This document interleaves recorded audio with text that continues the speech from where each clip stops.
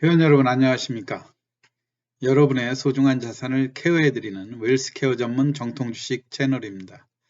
2020년 11월 14일 토요일 주식 시황방송을 시작하겠습니다.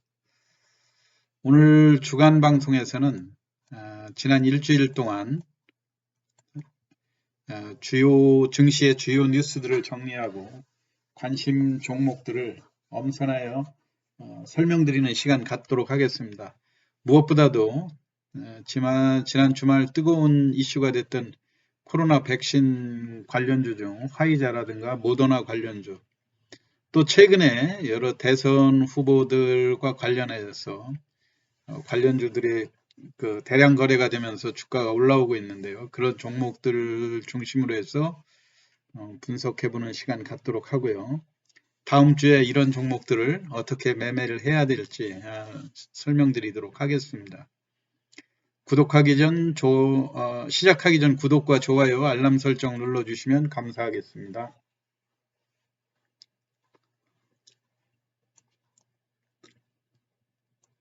네, 지난주에 무엇보다도 미국 대선이 이제 마무리 국면에 들어가 있죠.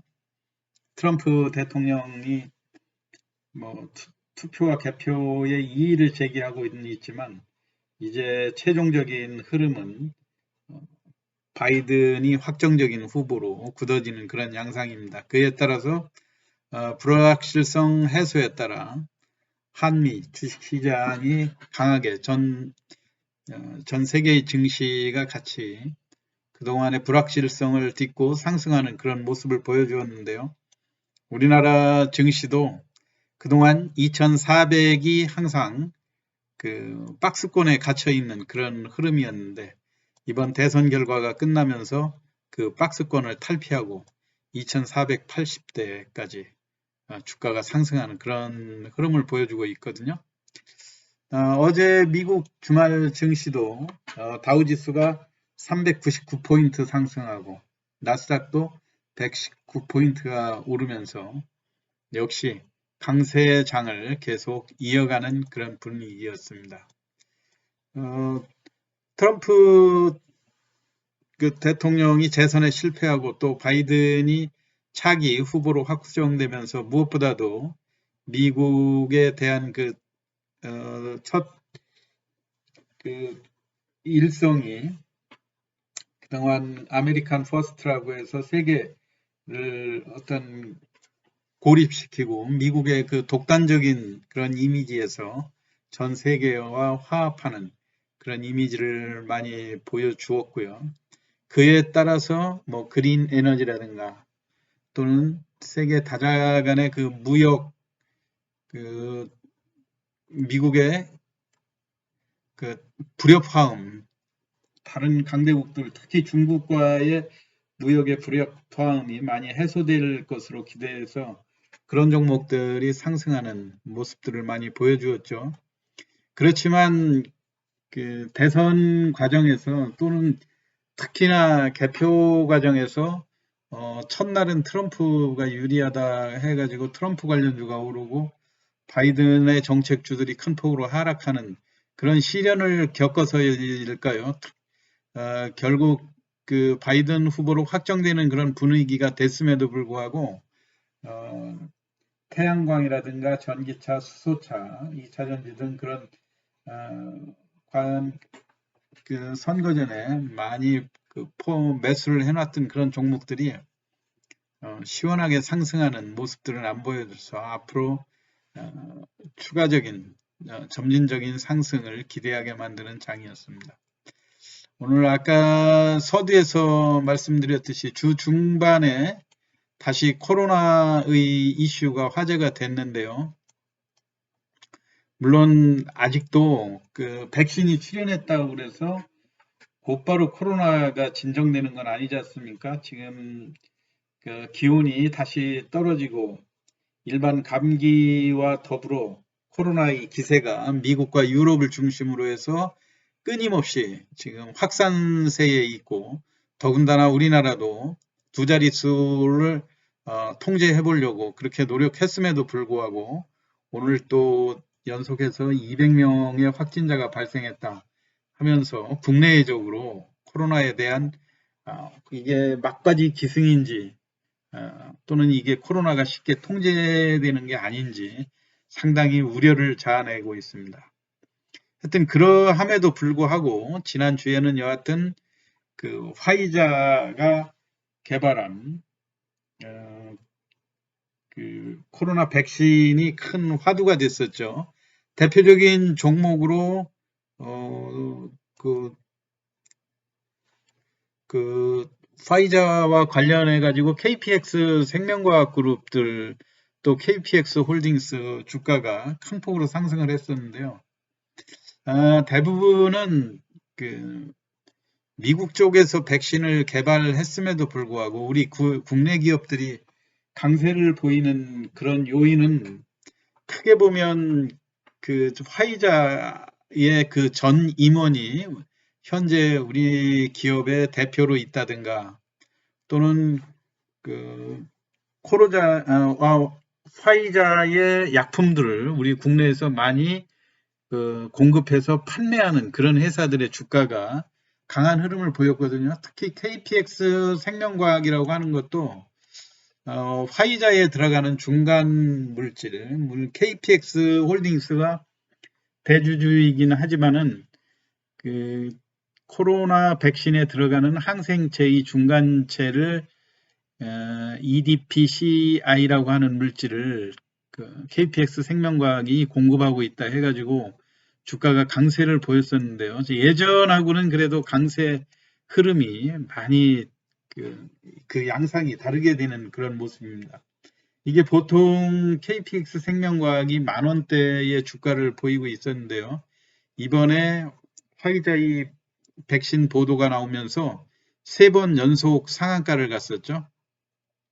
3번 연속 상한가를 가고 목요일 날 하루 거래 정지됐다가 금요일 날 풀렸는데 제가 시황에서도 대개 이런 종목들이 전에는 거래 정지가 되면 그 이튿날 바로 상한가 들어가서 물량을 닫고 또 그 다음에도 상한가로 들어가고 또 한 번 거래 정지되고 이렇게 연속되는 상황이었거든요. 전에 신풍제약이라든가 이런 것들을 보면 상한가 행진이 우리가 상상할 수 없을 정도로 5, 6번까지 상한가를 가는 그런 상황이 됐지만 지금은 이제 그 과거의 흐름 초기에 우리가 무작정 코로나 백신에 대한 과대평가 또는 치료제 이런 것들을 과대평가하다 보니까 10,000원짜리가 200,000원까지 상승하는 그런 흐름들이 나왔었지만 지금은 충분히 상승을 해도 무작정 따라붙는 그런 흐름은 아닌 것 같거든요. 근데 11월 13일 날 금요일 날 흐름만 봐도 거래 정지 풀렸다가 시초가에 3850원 12% 정도 상승을 하고 장중에 23%까지 34,000원까지 상승했다가 이걸 종가 무렵에 반대로 마이너스 20%로 기울어 버렸어요. 하루에만 무려 11,000원에 주가의 흐름을 보여줬기 때문에 30% 정도 상한가 폭이 확대되고 난 다음에 주가 흐름이 이렇게 무섭게 바뀔 수 있다는 거. 물론 이런 종목들도 오늘 다소 또 그날 과도하게 풀렸기 때문에 최근에 주가 흐름으로 보면 무작정 일단 약하게 출발하면 장중에 반등이 나오기 때문에 이게 다음 주 초반에도 일단 약효에 대한 거는 회사에서 구체적으로 공시가 나오지 않는 그런 상태이기 때문에 좀 뭐 파니셀처럼 뭐 중요하다, 중요하지 않다 이렇게 볼 수는 없고 여하튼 중간 물질을 공급해야 그 백신이 나오는 거니까 중요한 거는 사실이겠죠. 주가 자체도 지금 34,000원까지 갔다가 23,000원대로 하락했다고 그런다면 그 월요일 날 흐름이 바로 이 바닥에서 바로 플러스에서 출발할 가능성도 있고요. 플러스에서 출발해서 다시 하락하다가 또 대올릴 그런 가능성도 있는데 이미 당일날 조정치고는 많이 조정이 이루어졌기 때문에 여기서 추가 하락이 나오면 반등을 또 기대하는 당일날 그 탄력 있는 당일 매매가 얼마든지 가능한 종목으로 생각이 되고요. 또 하나 이 코로나 백신하고 관련해서 우리가 간과할 수 없는 종목들이 바로 이른바 콜드 체인이라고 그러죠. 그건 뭐냐면은 이 백신들을 운반하는 기술도 영하 70도에서 일주일 이상 유지를 해야 되는 그런 측면들이기 때문에 사실 우리나라에 이렇게 영하 70도 이상 그 백신을 보관하고 할 수 있는 그런 기술들이 코스닥 상장사나 거래소에 상장된 상장회사에는 거의 없는 걸로 많이 나와 있지 않습니까? 그럼에도 불구하고 이전에 냉동 건조 기술을 가지고 있다 하는 일신바이오라든가 또는 또 금요일 날 같은 때 엔투텍이라고 하는 반도체 진공실 이런 쪽에 특화되어 있는 기업들이 백신의 보존 시설에 특화된 기술을 활용할 수 있다는 기대감 때문에 주가가 많이 상승을 했었거든요. 특히 일신바이오 같은 종목들도 과거의 흐름에는 과거 10,000원까지 갔었던 그런 흐름 때문에 이번에 전고점까지 장중에 도달을 했다가 주가가 추가로 한 30% 정도 대밀리는 그런 양상이었는데 뭐 거래되는 물량이라든가 또는 아무래도 동결건조 쪽이고 하니까 국내에서는 다른 기업들에 비해서 기술력이 남들보다는 좀 앞서가는 그런 측면들이 있기 때문에 코로나 백신의 보관 이런 기업들을 찾는다고 그러면 여전히 이런 기업들이 우선적으로 그 기술력이라든가 이런 면에서 전면에 나설 수밖에 없기 때문에 여전히 시장에서 관심은 불러일으킬 수 있다고 생각이 됩니다.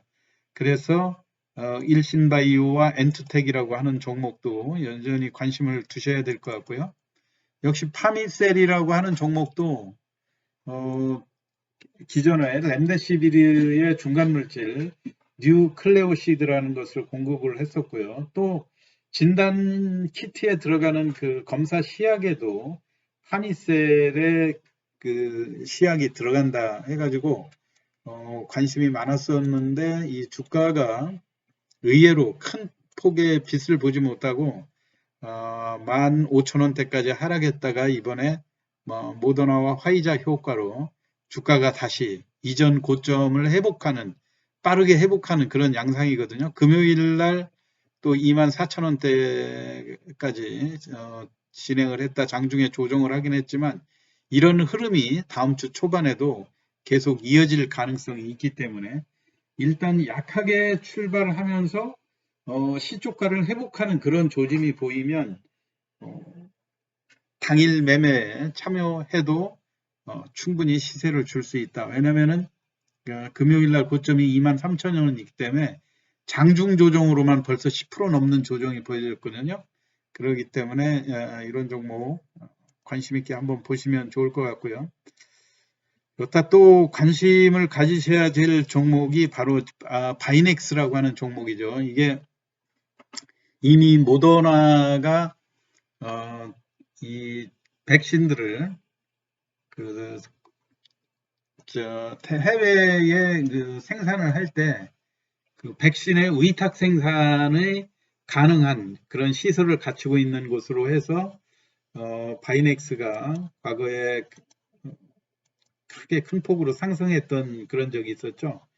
8월달 그때 코로나가 크게 창궐을 할 때 39,000원 그 가격을 기록한 다음에 주가가 장기간 하락을 했어요. 그래서 20,000원대까지 하락을 했다가 이번에 빠르게 주가가 30,000원대 회복하고 3일 연속 조정을 받았는데 추가 조정을 한다 그러면 주 초반에 추가 조정을 한다 하면 충분히 코로나의 백신에 대한 기대감, 특히 모더나라든가 화이자 이런 곳에 어느 곳이라도 해외에 그 백신을 위탁 생산하려고 그런다면은 이런 바이넥스가 보유하고 있는 배양 시설 같은 거를 활용하지 않을 수 없는 그런 상황이기 때문에 이 종목도 눈여겨보시면 좋을 것 같습니다. 기타 그 소형주로서 보락이라고 하는 그 종목도 주가가 큰 폭에 이미 거래량 측면에서만 봤을 때 우리가 관심을 가져야 될 그런 종목이기 때문에 제가 여기서 소개를 드리는데요. 11월 10일 날 보면 1억 주 가량이 거래가 됐어요. 그리고 이틀 조정을 3천만 주 정도 하고 금요일 날 다시 상승하는 그런 모습을 보여줬는데 여기 1억 주가 거래될 때 3천 원대까지 상승을 했었거든요. 그 상승한 게 20% 정도 하락 조정을 거치고 다시 3천만 주씩 거래량이 증가하는 그런 측면으로 볼 때, 이 보락이라고 하는 종목을 한번 주 초에 관심 있게 보시면 단기 매매하기도 좋고, 충분히 그 차트상의 안정적인 흐름으로 볼 때, 우위 상방향의 상방향의 이 꼬리가 길게 달렸다고 하는 그런 측면이 상당히 긍정적이고요. 무엇보다도 우리가 잘 알다시피 이 껌에 들어가는 향신료로 유명한 회사 아닙니까? 그리고 이미 제약회사에서도 그 대웅제약이라든가 신풍제약 모든 제약회사의 그 약을 그 쓴맛을 중화시키는 그런 향신료성 의약품을 그 중간 물질을 역시 마찬가지로 공급하는 독보적인 그 기술을 갖고 있는 회사이기 때문에 거래량이라든가 가격 측면에서 충분히 관심을 가질 수 있는 종목이어서 소개를 드립니다. 그리고 또 여타 다른 종목들도 국제약품이라든가 또 우리바이오, 또 에이프로바이오 이런 종목도 대량 거래는 되고 있는데 어떤 기업 실적 이런 거하고 감안을 해서 접근해 보시기 바라고요.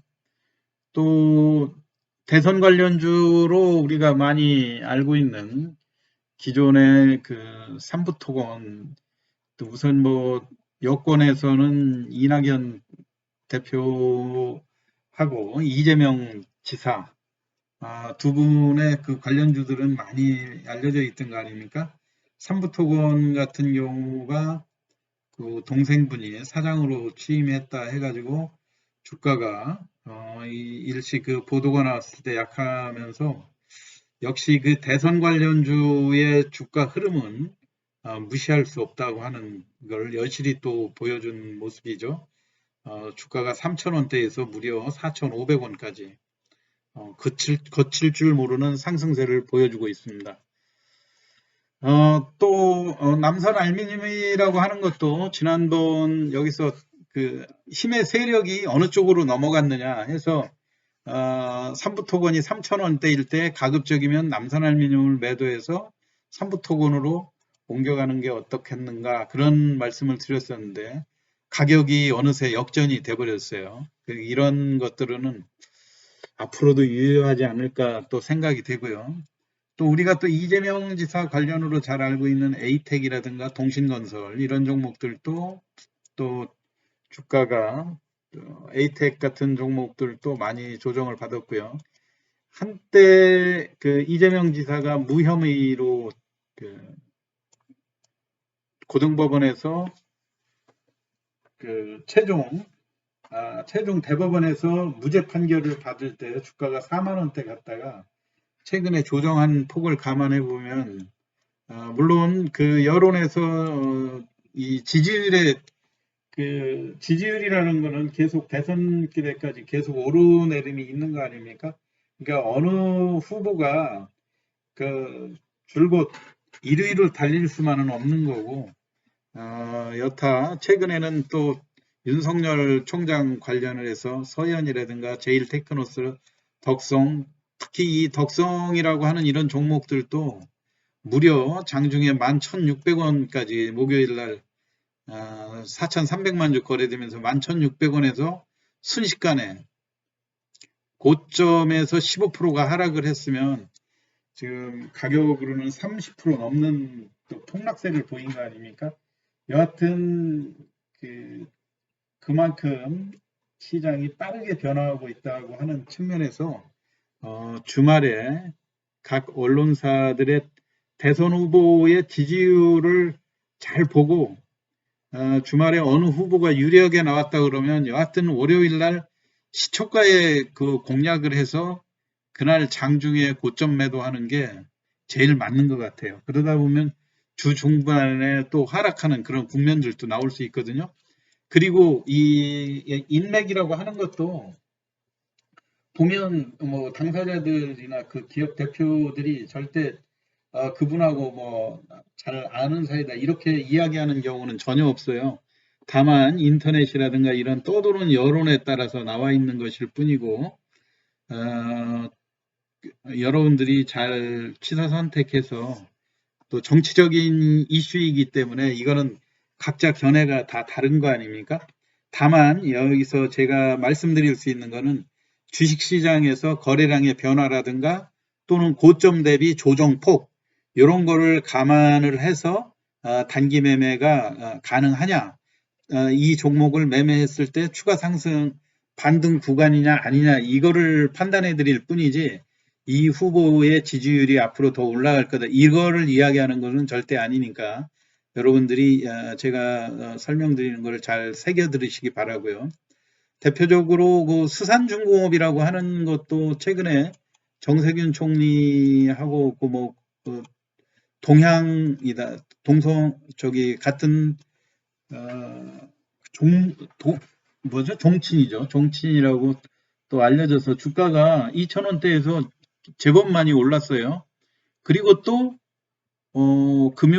금요일 날 상승 시도를 하다가 또 마이너스 14%까지 내려왔고, 그럼 이런 종목들도 주 초반에 뭐 또 약하면은 반등 기회가 충분히 또 있을 수 있겠죠.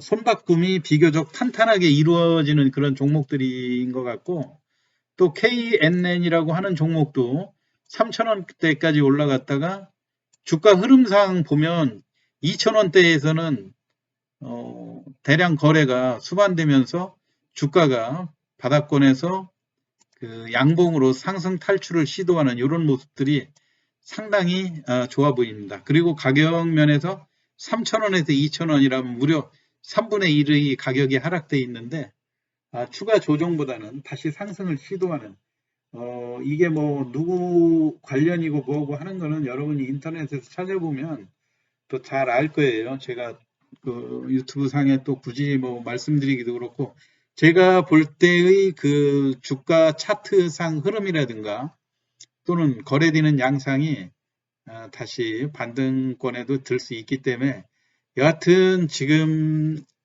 다음 주 초반에도 이슈가 될 수 있는 거는 지금 뻔하지 않습니까? 대선 후보들은 여전히 또 언론에 오르내릴 거고 또 코로나가 미국이라든가 유럽 이쪽 또 우리 국내적으로도 확진자가 얼만큼 줄어들었느냐 또는 늘어났느냐 또 코로나의 백신이 이제 다음 주에 모더나도 발표한다고 하니까 또 획기적인 어떤 그 백신이 출현할 건지 그거에 따라서 관련 기업들은 항상 뭐 이 범위가 또 확대될 수도 있죠. 다른 기업들로. 그렇지만 이쪽에 1차적으로 거론됐던 기업들이 주 핵심 기업으로 주가가 반등할 수도 있다는 그런 측면들을 염두에 두시고 다음 주에도 접근을 하시면 좋을 것 같습니다. 그럼 한 주일 동안 고생 많으셨고요. 다음 주에 좋은 투자 수익 거두시길 바랍니다. 오늘 시황 끝까지 경청해 주셔서 감사합니다.